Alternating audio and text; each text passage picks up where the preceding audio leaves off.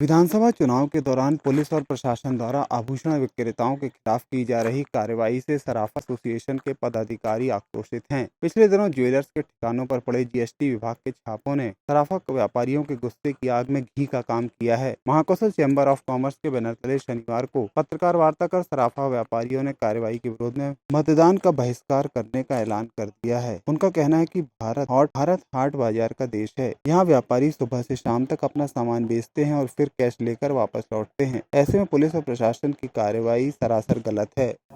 चुनाव आचार संहिता के तहत चुनाव आयोग द्वारा जो जब्ती की कार्रवाई की जा रही है उसमें सबसे ज़्यादा प्रताड़ित सराफा एसोसिएशन के व्यापारी हैं।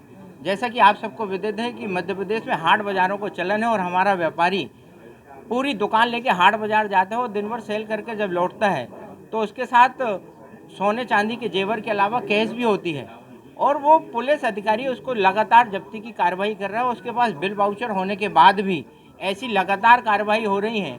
उससे पूरा मध्य प्रदेश का सराफा एसोसिएशन पीड़ित है, सराफा व्यापारी पीड़ित है।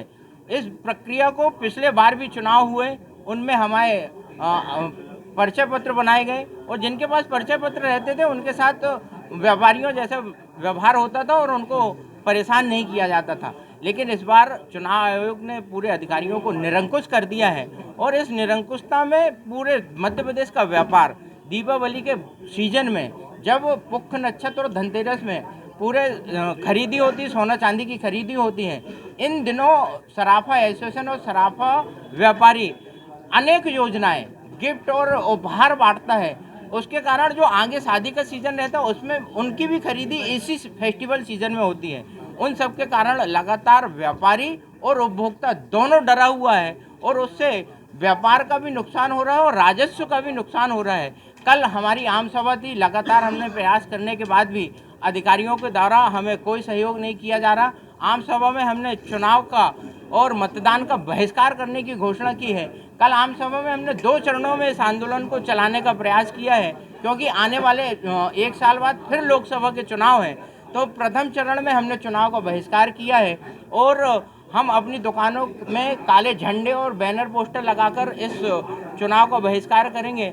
हम जबलपुर में करीब 10,000 परिवार हैं जो इस चुनाव का बहिष्कार करेंगे। मैं आपके माध्यम से दूसरे ट्रेडों से भी, जैसे आपने देखा कि अभी 16 trade Mahakoshal chamber of commerce Jabalpur CAIT और बाकी सारे लोगों ने इस हमारे विरोध का समर्थन किया है। हम दूसरे ट्रेड से भी आग्रह करूंगा कि आकर इस प्रकार से चुनाव का बहिष्कार करें क्योंकि इस हमारे ही द्वारा इस पूरे देश की अर्थव्यवस्था चल रही है और अगर हमारे द्वारा ऐसी व्यवस्था होती है तो उसका हम घनघोर विरोध करेंगे।